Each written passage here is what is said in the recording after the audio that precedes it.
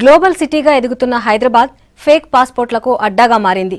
వివిధ కేసుల్లో ఇరుక్కుని పోలీసులకు దొరకకుండా ఫేక్ పాస్పోర్ట్లతో చాలా మంది విదేశాలకు చెక్కేశారు. అయితే ఇకపై ఫేక్ పాస్పోర్ట్ల ఆటలు సాగమంటున్నారు సిటీ పోలీస్.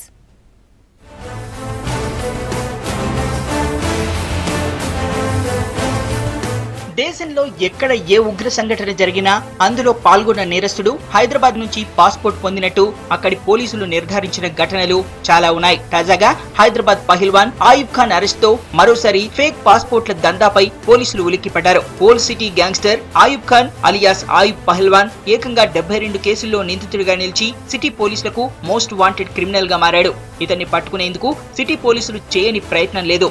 దాదాపు 3 ఏళ్ల పాటు హైదరాబాద్, సైబరాబాద్ పోలీసులను ముప్పు తిప్పలు పెట్టాడు ఈ ఘరానా చీటర్.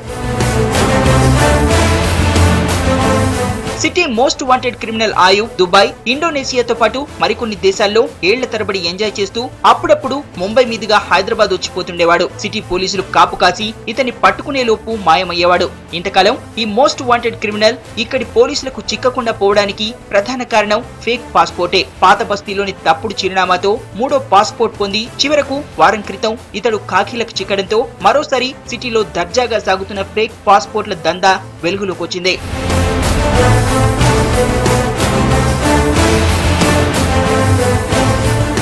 ఆయుబ్ ఖాన్ కు ముందు బాలీవుడ్ నటి, underworld don Abu Salem ప్రియురాలు మోనికా బేడీ కూడా హైదరాబాద్ ఓల్డ్ సిటీ నుంచే తప్పుడు పాస్పోర్ట్ పొందింది. అప్పుడు కూడా సిటీలో ఫేక్ పాస్పోర్ట్లపై జోరుగానే చర్చ జరిగింది. ఆ తర్వాత కూడా తప్పుడు పాస్పోర్ట్లు పొంది ఎయిర్పోర్ట్ లో ఇమిగ్రేషన్ అధికారులకు అడ్డంగా దొరికిపోయారు చాలా మంది. హైదరాబాద్ కు చెందిన pride India constructions company director Zubaid Al Aboudi fake address తో ఏకంగా 4 పాస్పోర్ట్లు పొందాడు. ఇది నిబంధనలకు విరుద్ధం. ఇతడి ఇంటిపై సైబరాబాద్ పోలీసులు దాడి చేయడంతో ఈ మోసం బయటపడింది.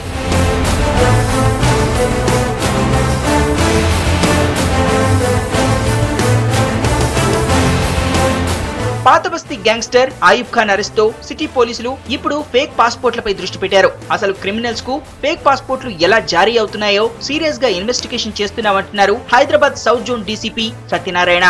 హైదరాబాద్ సిటీలో ఈ ఫేక్ పాస్పోర్ట్ల దందాపై సిటీ క్రైమ్ పోలీసులు కూడా సీరియస్ గా దృష్టి పెడుతున్నారు. ఇక నుంచి పాస్పోర్ట్ అధికారులతో ఇమిగ్రేషన్ ఆఫీసర్స్ తో సమన్వయం చేస్తూ పాస్పోర్ట్ల జారీ ప్రక్రియను మరింత కఠినతరం చేస్తామంటున్నారు city crime additional CP Swathi Lakra.